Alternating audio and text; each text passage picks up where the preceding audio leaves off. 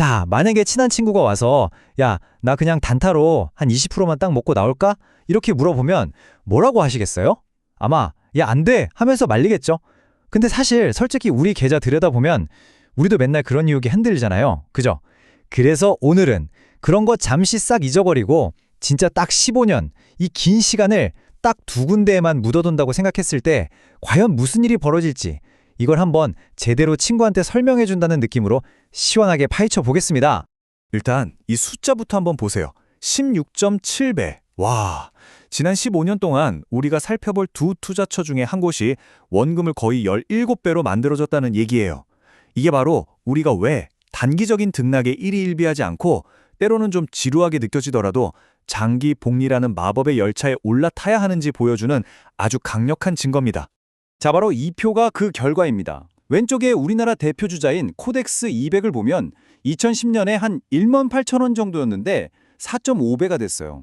연평균으로 따지면 10.3%니까 이거 자체로도 정말 훌륭한 수익률 맞습니다. 근데 오른쪽에 있는 나스닥 100을 한번 보세요. 만 원도 안 하던 게 16만 원을 훌쩍 넘기면서 무려 16.7배, 연평균 20%라는 이건 뭐 거의 경이로운 수준이죠. 여기서 우리가 하려는 건 미래를 맞추자는 게 아니에요. 도대체 왜 이런 압도적인 차이가 났는지 그 안에 숨어있는 구조를 한번 뜯어보자는 겁니다. 그래서 오늘 우리가 살펴볼 이야기는 바로 이 순서대로 진행될 거예요. 먼저 복리의 개념을 다시 한번 확실히 잡고 그 다음엔 한국과 미국 두 시장의 성장 엔진을 비교해 볼 거고요. 또 모두가 제일 걱정하는 거 AI 버블 아니야? 이 문제도 정면으로 다뤄볼 겁니다. 그리고 나서 가장 궁금해하실 15년 뒤 목표 가격, 마지막으로 그래서 우린 뭘 해야 하는지 구체적인 행동 전략까지 깔끔하게 정리해 드릴게요. 본격적으로 시작하기 전에 이거 하나는 꼭 짚고 넘어가야 합니다. 오늘 우리가 하는 이야기는 15년 뒤에 무조건 이렇게 됩니다. 같은 점괘나 예언이 절대 아니에요. 아시다시피 내일 주가도 아무도 모르잖아요, 그렇죠? 하지만 15년이라는 아주 긴 시간으로 보면 주가는 결국 그 나라의 경제 성장이나 기업들의 이익, 인구 같은 거대한 흐름을 따라가게 돼 있어요. 우리는 바로 그 거대한 구조의 방향이 어디로 향하고 있는지를 추론해 보려는 겁니다. 그럼 그 거대한 구조적 흐름이라는 걸 어떻게 숫자로 바꿔볼 수 있을까요? 아주 다행히도 장기 주가 수익률을 설명하는 정말 간단하면서도 강력한 공식이 하나 있습니다. 네, 바로 이거예요. 진짜 간단하죠.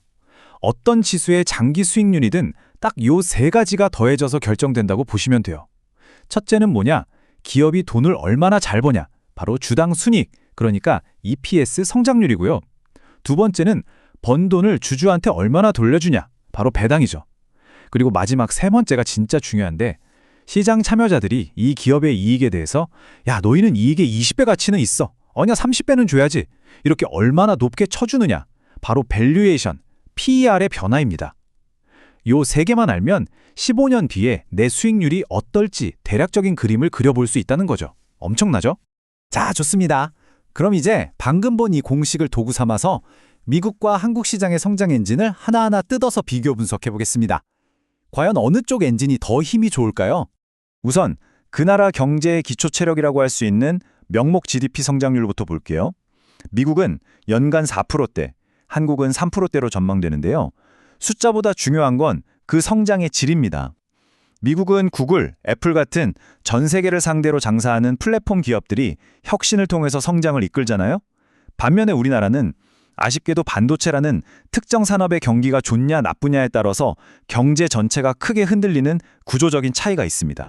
이런 경제 구조의 차이는 기업들이 버는 돈, 즉 이익의 질에서 더 큰 차이를 만들어냅니다. 나스닥에 있는 기업들은 뭐 AI나 클라우드처럼 다른 회사들이 쉽게 깔아할 수 없는 기술, 즉 높은 진입 장벽을 가지고 전 세계에서 돈을 쓸어 담고 있죠. 그러니까 기본적으로 기업 이익 성장률 전망치가 9에서 11%로 아주 높게 나오는 거고요. 반면에 코스피는 제조업이나 수출 중심이다 보니까 세계 경제가 좋으면 확 좋아졌다가 안 좋으면 또 확 나빠지는 이런 경기 민감성이 커서 기본 성장률을 6에서 8% 정도로 보고 있습니다.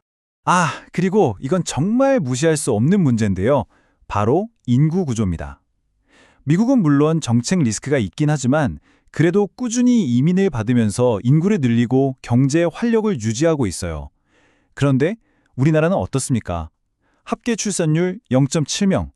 이건 그냥 숫자가 아니라 15년이라는 긴 시간을 놓고 봤을 때 우리 경제의 허리를 그냥 부러뜨릴 수도 있는 정말 결정적인 구조적 약점이라고 할 수 있습니다. 자, 여기까지 딱 들어보면 이야, 이건 뭐 볼 것도 없이 무조건 나스닥이네. 이런 생각이 드실 거예요. 그런데 바로 그 순간 마음 한구석에서 이런 걱정이 스물스물 올라오죠. 근데 요즘 AI 때문에 너무 오른 거 아니야? 이거 2000년 닷컴 버블처럼 한 방에 훅 가는 거 아니야? 이 질문 정말 합리적인 의심이고 반드시 짚고 넘어가야 합니다. 한번 정면으로 다뤄보죠. 지금 이 뜨거운 시장 분위기가 정말 15년 동안 주식시장을 얼어붙게 만들었던 2000년의 닷컴 버블과 과연 같을까요? 결론부터 말씀드리면 아니요. 겉모습은 비슷해 보일지 몰라도 그 속을 들여다보면 구조적으로 완전히 다릅니다. 결정적으로 다른 점이 4가지나 있어요. 첫째, 2000년의 닷컴 기업들은 사실 그냥 꿈이랑 비전만 파는 회사들이었어요. 실제로 버는 돈은 없었죠. 근데 지금 엔비디아나 마이크로소프트 보세요. 분기마다 수십조 원씩 이익을 내는 현금 제조기입니다. 둘째, 그때는 재무적으로 불안한 벤처들이 시장을 이끌었지만 지금은 전 세계에서 돈이 가장 많은 거인들이 시장을 이끌고 있죠. 셋째, AI는 그냥 막연한 기대감이 아니에요. 벌써부터 전 세계 기업들의 생산성을 높여주는 진짜 수요가 폭발하고 있습니다.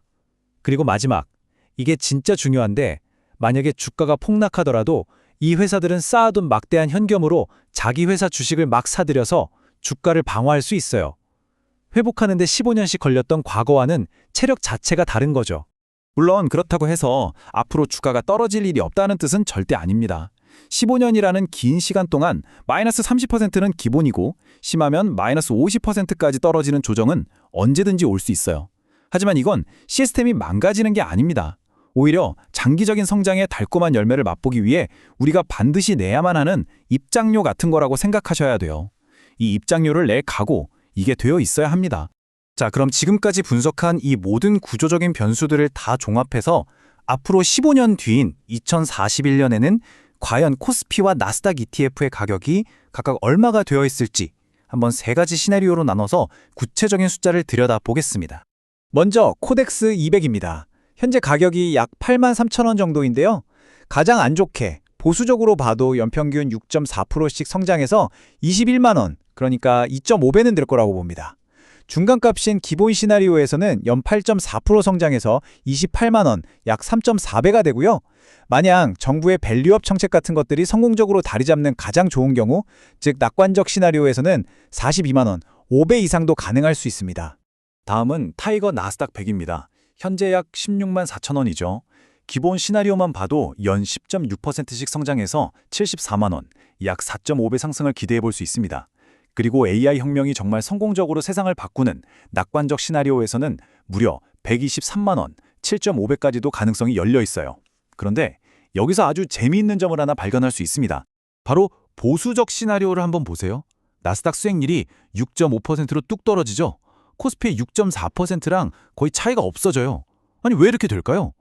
아까 봤던 공식 기억나시죠? 기업이익 성장, 배당, 그리고 밸류에이션 변화, 바로 이겁니다.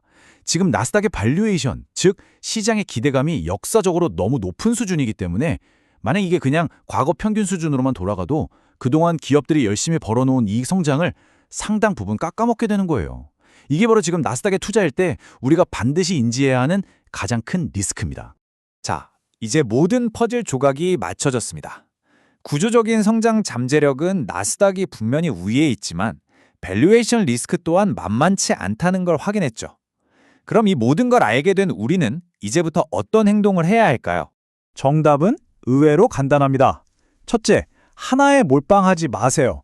코스피와 나스닥 이 두 ETF를 모두 핵심 자산으로 가져가면서 구조적인 위험을 분산하는 겁니다. 둘째, 제발 ISA나 연금저축 같은 절세 계좌를 쓰세요. 일반 계좌에서 15년 굴리면 나중에 세금으로 수익의 상당 부분을 토해내야 할 수도 있어요. 이건 진짜 선택이 아니라 필수입니다. 셋째, 지금이 고점일까 저점일까 예측하려고 애쓰지 마세요. 그냥 정해진 원칙대로 기계적으로 사 모으고 비중을 조절하는 겁니다. 그리고 마지막으로 시장이 폭락할 때 두려워하지 말고 입장료 내는 시간이구나 생각하면서 15년이라는 긴 시간을 묵묵히 버텨내는 겁니다. 시장은 단기적으로 보면 정말 어디로 튈지 모르는 럭비공 같지만 길게 보면 결국 경제 성장과 기술 혁신이라는 아주 거대하고 강력한 중력의 힘을 따라 움직이게 되어 있습니다. 우리가 할 일은 미래를 맞추려고 애쓰는 게 아니라 이 거대한 중력의 흐름에 우리 자신을 그냥 올려놓는 것. 그것이야말로 15년 뒤에 우리가 활짝 웃을 수 있는 가장 확실한 길일 겁니다.